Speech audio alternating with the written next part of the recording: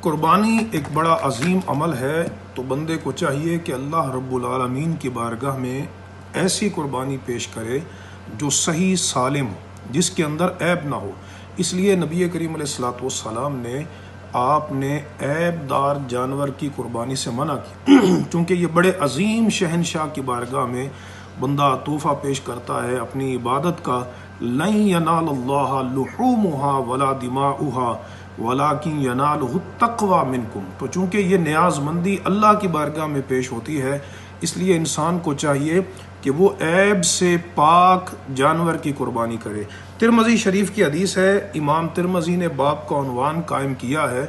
باب ما لا یجوز من الاضاحی، جن جانوروں کی قربانی جائز نہیں۔ اس میں آپ نے یہ حدیث نقل کی ہے کہ نبی کریم علیہ السلام نے ارشاد فرمایا لا یضحى بالارجاء، فرمایا کہ لنگڑے جانور کی قربانی